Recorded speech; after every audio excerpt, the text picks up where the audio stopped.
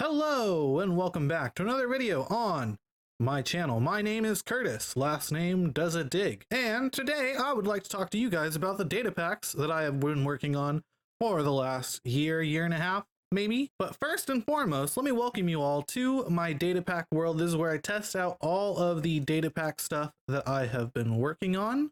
There's a couple different command blocks here, but they're just really for testing, like this will kill all entities except the player.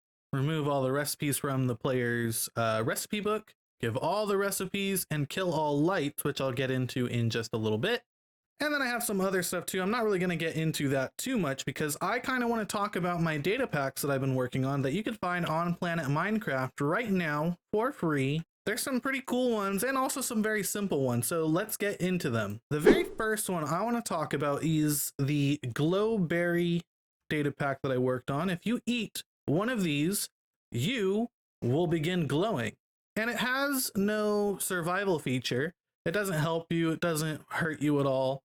It's just a fun little effect that you can do in your world. And I thought that it would be pretty cool to be able to do this. So I just set it up real quick. The next data pack that I have has to do with netherite and ancient debris items. So normally we can toss these in here and they are not going to burn up. Oh, the anvil is not made of netherite, but all the netherite stuff will not burn, and neither will ancient debris or netherite scrap, which is very useful. However, under normal circumstances, they can be destroyed by falling anvils, they can be destroyed by explosions and by cacti, but this data pack makes sure that they don't, which I think is very useful. Because for something that comes from a block that is completely blast resistant, it doesn't make sense for anvils to be able to break them or for explosions to be able to break them. And in fact, we can test it right here with the charged creeper explosions. If we throw these in here, these will not be destroyed. And as you can see, they go flying, sure, but that's about it. The next one I would like to talk about is my Zombified Piglin Curing data pack. It's actually pretty simple. It works the same way as villager curing. You just flash them with a potion of weakness and hit them with this golden apple, and they'll start curing. It does take a while though, so we'll get back to this guy in a second. Now the reason I'm kind of bringing all of these up is because I did make a video about my light block data pack, but then I never made a video about any of these other ones, and they're kind of small, so there wasn't a whole lot to talk about, but I certainly think it would be remiss of me not to talk about them, so I figured I would today. And plus, there are some updates to the light block data pack that I have not shared in a video yet. So for those of you that don't know, I do have a light block editor data pack. It allows you to craft the lights using this recipe. It uses 5 blocks of glass, a glowstone block, and 1 copper ingot, and you can craft yourself a light. Now, in survival mode, you will be able to place these. However, you won't be able to see where they are, which is kind of a problem. Like, I have no idea where it's at right now. However, my data pack also includes the light block editor book. And to access this book, all you have to do is get a book and quill. Go ahead and type in some random mumbo jumbo in here, sign it, name it lights. And when you sign and close, you'll get the light block editor book. Now, this book has 5 different pages. Let's go ahead and talk about the first one. We could display the target light, which is pretty easy. It displays where it's at in the world. We can also choose remove light to remove the nearest light block. And as you can see, it removes it right here. And if we try to display it, it is no longer present right there. We can also add to the brightness and subtract from the brightness. I can show you that by setting the time to night. There we go. It is nice and dark now. We can see the light block is producing a light source of 15. We subtract the brightness a couple times. What we'll see is that this light goes down in brightness. So as you can see, it is no longer the same brightness it was before. When we choose add brightness, we can increase the light back up to a light level of 15 pretty easily. On the 3rd page of the book, we have our light position adjustments. This lets us move around the light block without having to pick it up and set it back down. And there are a couple different options we can choose from. We have the X, which is move left and right, Y, which is move up and down, and Z, which is move forward and backwards. So we hit plus on the X, it'll move over 1 to the left. And we can test that again if we do the same exact thing we're going to hit plus on the X and it's going to move over to the left.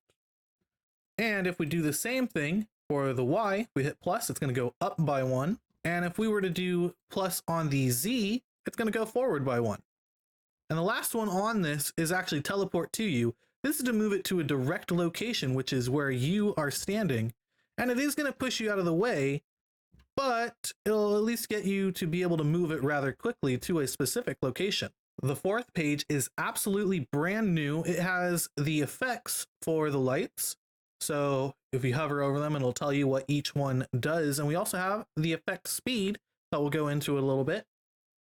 So if we choose flickering, it flickers and it looks kind of stroby and it's a little bit too fast, could be a little nauseating for some people. So let's turn it down on the effect speed by a factor of 2. And you'll see that it's kind of like a campfire almost, or like a flickering torch or candle. So it kind of goes out a little bit and back in, and it just kind of flickers, which is very useful. The next effect is the fade effect, which will fade in and out. So you'll see it goes all the way down to a light level of 0 and then back up to 15. Now, I do want to point out that this is based on the maximum light level you have it set to prior to turning on the fade effect. So for example, if I set this to a light level of 5, it's a lot lower than the 15. So if I turn on fade, it's not going to go all the way up to 15. It's just going to go to that maximum level of 5, which is very useful to control what this light is going to look like. The next two are a little weird. We have the proximity and inverse proximity. Proximity will turn on when the player is in range. So right now I am within range. If I back up, it's going to turn off. So it's kind of like a motion sensor almost, which is pretty cool. And if I were to set it to inverse proximity, it's going to turn off when a player is in range and only turn back on when the player is outside of the range. So both could have their uses. I think it's pretty cool. I like to have them both in there just to be able to have that sort of control over how your lights are going to work. But the effect speed does not do anything to the proximity and inverse proximity. And then the last page is just the credits. It just credits me and it takes you to my channel, which you're already on now, so you don't really have to worry too much about that. You already found it. But that's pretty much it. I've been working on these data packs for about 1.5 years and I've gotten some good progress on all of them. I've made them a little bit more efficient and easier to use, and all in all, I think they're doing pretty good. I do have some other ideas for future data packs that I am currently working on, but they're not ready yet, and I really don't feel like talking about them just yet. However, I do want to open up the floor to you guys to leave a comment and let me know what kind of data packs you would like to see that could really influence how vanilla gameplay works. Now, I don't want to do anything too crazy like, oh, you break a dirt block and you get 1,000 diamonds. No, that's kind of too cheaty in my opinion, but something like changing the trade for villagers would be cool. Maybe something similar to how we were able to cure the Zombified Piglin. Thank you guys so much for watching, and I hope to see you guys in the next video. Have a good one.